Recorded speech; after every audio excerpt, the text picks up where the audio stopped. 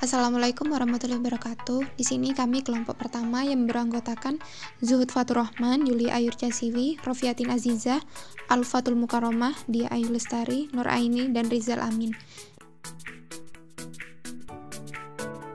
Untuk materi yang pertama akan dijelaskan oleh saya sendiri. Sintaks pembelajaran berdasarkan masalah. Konsep dari model pembelajaran Problem Based Learning atau PBL adalah model pembelajaran yang dirancang agar peserta didik mendapat pengetahuan penting yang membuat mereka mahir dalam memecahkan masalah dan memiliki model belajar sendiri serta memiliki kecakapan berpartisipasi dalam tim. Tujuan dari pembelajaran berbasis masalah salah satunya adalah untuk meningkatkan kemampuan dalam menerapkan konsep-konsep pada permasalahan baru dan kehidupan sehari-hari. Model Problem Based Learning sendiri adalah model pembelajaran dengan pendekatan pembelajaran siswa pada masalah autentik sehingga siswa dapat menyusun pengetahuannya sendiri. Menurut Arens, dalam Abbas 2000 ayat 13, pertanyaan dan masalah yang diajukan haruslah memenuhi kriteria sebagai berikut. Yang pertama, autentik, yaitu masalah harus lebih berakar pada kehidupan dunia nyata siswa daripada berakar pada prinsip-prinsip disiplin ilmu tertentu. Jelas, yaitu masalah yang dirumuskan dengan jelas dan dalam arti tidak menimbulkan masalah baru bagi siswa yang pada akhirnya menimbulkan masalah baru bagi siswa yang pada akhirnya menyulitkan penyelesaian siswa. Yang kedua, mudah dipahami, yaitu masalah yang diberikan hendaknya mudah dipahami siswa. Selain itu, masalah disusun dan dibuat sesuai dengan tingkat perkembangan siswa. Yang ketiga, luas dan sesuai dengan tujuan pembelajaran, yaitu masalah yang disusun dan dirumuskan hendaknya bersifat luas. Artinya, masalah tersebut mencakup seluruh materi pelajaran yang akan diajarkan sesuai dengan waktu, ruang, dan sumber daya yang tersedia. Selain itu, masalah yang telah disusun tersebut harus didasarkan pada tujuan pembelajaran yang telah ditetapkan. Yang keempat, bermanfaat, yaitu masalah yang telah disusun dan dirumuskan haruslah bermanfaat baik siswa sebagai pemecah masalah maupun guru sebagai pembuat masalah. Masalah yang bermanfaat adalah masalah yang dapat meningkatkan kemampuan berpikir, memecahkan masalah siswa, serta membangkitkan motivasi belajar. Selanjutnya kita akan membahas langkah-langkah sintaks suatu pembelajaran. Ada 5 tahapan. Pertama, yaitu orientasi siswa. Di sini dijelaskan guru, menjelaskan tujuan pembelajaran, menjelaskan logistik yang dibutuhkan, mengajukan fenomena atau demonstrasi agar memunculkan suatu masalah, dan memotivasi siswa untuk terlibat dalam pemecahan masalah yang dipilih. Tahap kedua, yaitu mengorganisasi siswa untuk belajar. Guru membantu siswa untuk mendefinisikan dan mengoperasikan tugas belajar yang berhubungan dengan masalah tersebut. Tahap keempat, yaitu membimbing penyelidikan individual maupun kelompok. Guru mendorong siswa untuk mengumpulkan informasi yang sesuai. Terus melaksanakan eksperimen untuk mendapatkan penjelasan dan pemecahan masalah. Tahap keempat, yaitu mengembangkan dan menyajikan hasil karya. Setelah kita melakukan suatu penyelidikan, kita sajikan. Di sini guru membantu siswa untuk merencanakan dan menyiapkan karya, terserah, bisa berupa laporan, video, dan model-model sebagainya. Mereka yang nantinya mereka berbagi tugas dengan temannya. Kemudian tahap 5, menganalisis dan mengevaluasi proses pemecahan masalah. Yang terakhir, setelah kita tampilkan, kita analisis untuk melakukan refleksi atau evaluasi terhadap penyelidikan mereka dan proses-proses yang mereka gunakan. Selanjutnya adalah kapan pembelajaran berbasis masalah efektif diterapkan. Coba kita ingat lagi mengenai masalah pembelajaran berbasis masalah, yaitu merupakan suatu model pembelajaran inovatif yang berorientasi konstruktif yang dapat membuat siswa lebih aktif dalam pembelajaran. Biasanya pembelajaran berbasis masalah ini diterapkan untuk merangsang berpikir tingkat tinggi dalam situasi berorientasi masalah, termasuk di dalam belajar, bagaimana belajar. Kemudian pembelajaran dapat membangkitkan minat siswa nyata dan sesuai untuk mengembangkan intelektual serta membedakan kesempatan agar siswa belajar dalam situasi kehidupan yang nyata. Jadi, kapan pembelajaran berbasis masalah efektif diterapkan? Tentunya saat pembelajaran berlangsung, di mana siswa atau peserta didik itu sedang semangat melakukan suatu pembelajaran. Tapi juga lihat, kita harus sesuaikan materi. Mungkin ada bab atau materi yang tidak dapat dijelaskan dengan pembelajaran berbasis masalah. Kita harus siapkan contoh-contohnya, kita harus siapkan pembelajarannya seperti apa. Jadi karena apa? Karena yang artinya aktif di suatu pembelajaran adalah siswa di dalam pembelajaran berbasis masalah. Jadi kita harus sesuaikan materi ini apakah sanggup untuk siswa. Jadi saat kapan pembelajaran itu berbasis masalah efektif diterapkan, saat suatu masalah itu sekiranya sanggup diselesaikan oleh siswa. Gitu. Terima kasih. Jadi pembelajaran klasikal. Pengertian dari pembelajaran klasikal dalam KBBI yaitu secara bersama-sama di dalam kelas. Nah, pengertian strategi pembelajaran klasikal tersendiri yaitu suatu strategi pembelajaran di mana semua siswa dalam suatu kelas itu dianggap sama. Jadi diperlakukan sama dan para siswa akan mendapatkan materi yang sama dalam waktu yang bersamaan. Kelebihan dari model pembelajaran klasikal yang pertama yaitu guru mudah menguasai kelas. Terus guru juga mudah mengorganisasikan tempat duduk atau kelas dan dapat diikuti oleh jumlah siswa yang besar, mudah mempersiapkan dan melaksanakannya.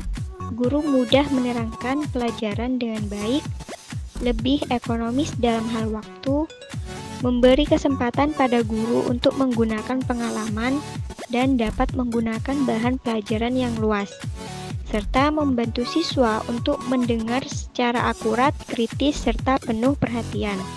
Nah, kekurangan dari model pembelajaran klasikal yaitu strategi ini guru memperlakukan semua siswa itu secara sama. Jadi, guru tidak memperhatikan perbedaan kemampuan dari setiap individu yang sangat beragam. Pembelajaran individu yaitu pembelajaran individual. Pembelajaran individual yang lebih dikenal dengan istilah individualist learning atau self-interaction yaitu pembelajaran yang diselenggarakan sedemikian rupa sehingga tiap-tiap siswa terlibat setiap saat dalam proses belajarnya dengan hal-hal yang paling berharga bagi dirinya sebagai individu. Dalam pembelajaran individual terdapat program pembelajaran individual yang merupakan rumusan program pembelajaran yang disusun dan dikembangkan menjadi suatu program yang didasarkan atas hasil asesmen terhadap kemampuan individu anak. Oleh karena itu, sebelum seorang guru merumuskan program pembelajaran individual, terlebih dahulu harus melakukan asesmen. Ini mutlak dilakukan. Kenapa? Karena dengan melakukan asesmen, guru itu dapat mengungkap kelebihan dan kekurangan anak.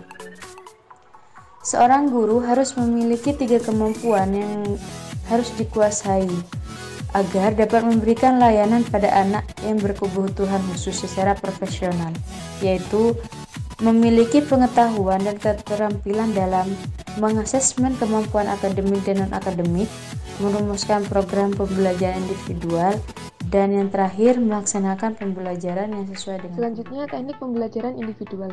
Untuk merealisasikan pengakuan perbedaan individual itu, asas kurikulum sekolah harus maju berkelanjutan. Asas maju berkelanjutan memungkinkan anak didik secara individual dan secara kontinu mengikuti program pendidikan yang bertujuan tercapainya pertumbuhan pribadi secara optimal, sehingga anak didik yang cepat atau cerdas tidak dihambat oleh kawan yang lebih rendah minat atau daya intelektualnya. Begitu juga sebaliknya, anak didik yang kurang cerdas tidak harus mengikuti kecepatan anak yang lebih berbakat dalam kemampuan dan minatnya untuk suatu bidang kegiatan pendidikan. Asas maju berkelanjutan ini dapat dilaksanakan dengan teknik akselerasi dan teknik pengayaan. Apa itu teknik akselerasi? Mungkin sudah sering dengar ya. Teknik akselerasi adalah teknik yang memungkinkan anak didik melanjutkan tugas pelajaran berikutnya setelah dapat menyelesaikan tugas-tugas yang dipersyaratkan kepadanya tanpa menunggu teman-temannya menyelesaikan tugas yang serupa. Jadi dia itu lebih cepat. Kemampuan belajar mengikuti jalur vertikal.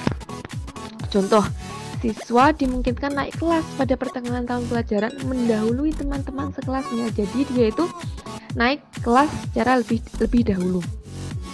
Selanjutnya teknik pengayaan. Apa itu teknik pengayaan? Adalah teknik yang memungkinkan anak didik memperoleh tambahan pengalaman belajar baik secara kuantitatif maupun secara kualitatif sesuai dengan kemampuan masing-masing setelah yang bersangkutan menyelesaikan semua pelajaran yang dipersyaratkan kepadanya.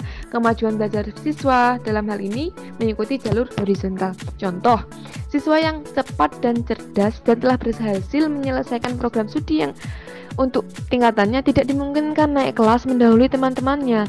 Siswa tersebut masih terikat oleh kelasnya. Sisa waktu yang tersisa tersebut digunakan untuk berbagai macam kegiatan pengayaan yang sifatnya dapat memperluas atau memperdalam program studi pokok yang telah diselesaikannya. Selanjutnya, jenis pembelajaran individual. Dalam pelaksanaan pembelajaran individual, terdapat berbagai jenis atau bentuk metode pembelajaran yang bisa digunakan. Dalam pembelajaran individual ada 4. Yang pertama itu ada pembelajaran berprogram, yang artinya di mana siswa diarahkan pada program belajar masing-masing berdasarkan rencana kegiatan yang telah disiapkan oleh guru, atau juga dapat disiapkan oleh guru bersama dengan siswa berdasarkan tujuan pembelajaran secara operasional. Yang kedua ada pembelajaran dengan tutor. Yang ketiga ada pembelajaran belajar tuntas.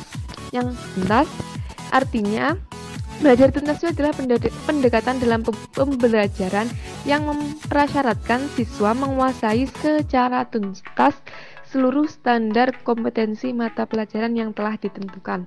Selanjutnya ada dengan pembelajaran dengan modul. Ini sebagai pemateri selanjutnya yang akan membahas tentang pembelajaran kooperatif atau cooperation learning, yakni adalah model pembelajaran yang di dalamnya siswa membentuk kelompok-kelompok kecil dengan membantu satu sama lain dalam belajar. Pembelajaran kooperatif didasarkan pada suatu gagasan atau pemikiran bahwa siswa bekerja sama dalam belajar dan bertanggung jawab terhadap aktivitas belajar mereka dengan diri sendiri. Pembelajaran kooperatif merupakan salah satu model pembelajaran yang menganut paham konstruktivisme, yakni agar terbentuk atau terjalin kerjasama antar siswa, sehingga pembelajaran menjadi bermakna karena siswa dapat menemukan sendiri konsep materi pembelajaran yang akan dipelajari, serta melatih siswa berpikir kreatif dan kritis. Nah, selanjutnya yakni langkah-langkah pembelajaran kooperatif. Yang pertama, menyampaikan tujuan serta memotivasi siswa agar semangat terus belajar. Kemudian yang kedua, penyajian informasi. Yang ketiga, atur siswa menjadi kelompok belajar agar terjalin interaksi atau keterampilan sosial, karena dalam kelompok tersebut memiliki kemampuan yang berbeda-beda tiap siswa. Kemudian yang keempat, membimbing kelompok belajar tersebut agar tujuan dapat tercapai. Yang kelima, evaluasi, yaitu untuk mendapatkan perbaikan untuk selanjutnya dan mengetahui kekurangan agar dapat diperbaiki. Kemudian yang terakhir yaitu memberikan penghargaan. Penghargaan di sini ditekankan dalam kelompok daripada masing unsur pembelajaran kooperatif.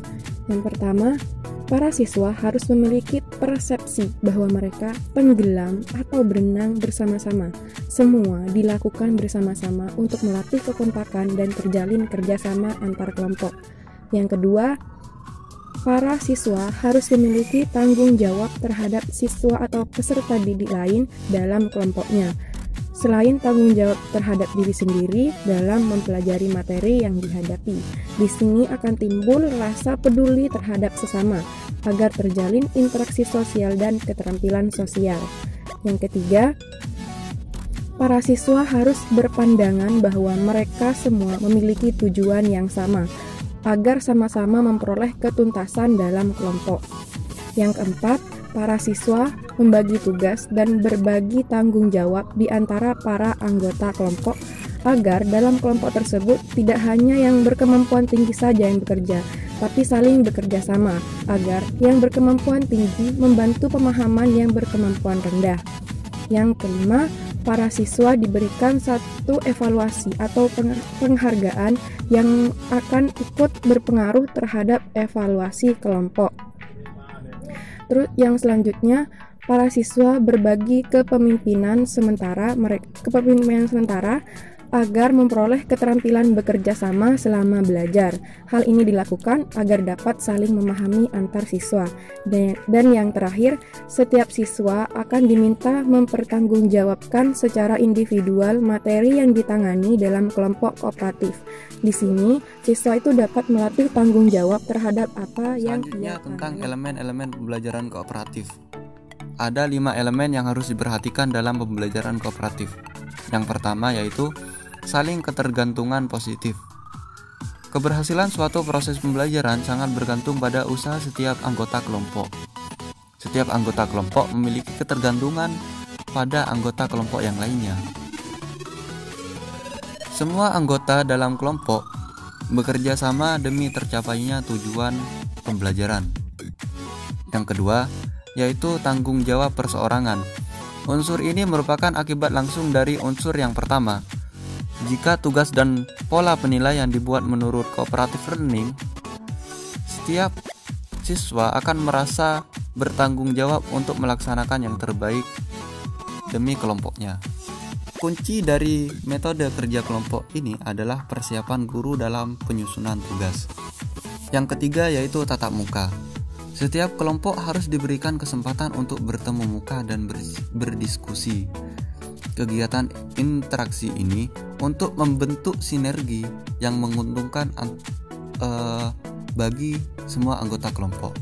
Inti dari sinergi ini adalah saling menghargai perbedaan, memanfaatkan kelebihan, dan mengisi kekurangan anggota kelompok. Yang keempat adalah komunikasi antar anggota. Unsur ini juga menghendaki agar para siswa dibekali dengan berbagai keterampilan berkomunikasi. Sebelum menugaskan siswa dalam kelompok, pengajar perlu mengajarkan cara-cara berkomunikasi, karena tidak setiap siswa memiliki kemampuan dalam mendengar dan berbicara. Yang kelima yaitu evaluasi. Pengajar perlu menjadwalkan waktu khusus bagi kelompok untuk mengevaluasi proses kerja kelompok yang dilaksanakan, agar kerjasama yang akan dilaksanakan selanjutnya bisa lebih efektif lagi. Penjelasan selanjutnya yaitu tentang pendekatan dalam pembelajaran kooperatif. Ada 4 pendekatan pembelajaran dalam pembelajaran kooperatif, diantaranya yaitu Student Teams Achievement Division atau STAD. Pendekatan STAD dikembangkan oleh Robert Slavin dan teman-temannya di Universitas Johns Hopkins dan merupakan pendekatan pembelajaran kooperatif yang paling sederhana dari pendekatan yang lainnya. Pendekatan yang kedua yaitu investigasi kelompok. Pendekatan investigasi kelompok adalah model pembelajaran kooperatif yang paling kompleks dan paling sulit untuk diterapkan. Model ini dikembangkan pertama kali oleh Telan. Dalam pendekatan ini memerlukan norma dan struktur kelas yang lebih rumit daripada pendekatan yang lebih terpusat pada guru. Nah, untuk contohnya bisa dilihat di makalahnya sendiri. Yang ketiga yaitu pendekatan struktural. Pendekatan ini dikembangkan oleh Spencer Kagan dan kawan-kawannya. Meskipun memiliki banyak kesamaan dengan pendekatan yang lainnya, namun pendekatan ini memberikan penekanan pada penggunaan struktur tertentu yang dirancang untuk mempengaruhi pola interaksi antar siswa. Dan yang terakhir adalah pendekatan jigsaw. Nah, pendekatan ini sudah tidak asing lagi kan ya. Pendekatan jigsaw ini pertama kali dikembangkan oleh Elliot Aronson dan teman-temannya di Universitas Texas, yang kemudian diadaptasi oleh Slavin dan teman-temannya di Universitas Johns Hopkins. Sekian presentasi dari kelompok kami, kurang lebihnya mohon maaf yang sebesar-besarnya. Wallahul muwaffiq ila aqwamit thoriq. Assalamualaikum warahmatullahi wabarakatuh.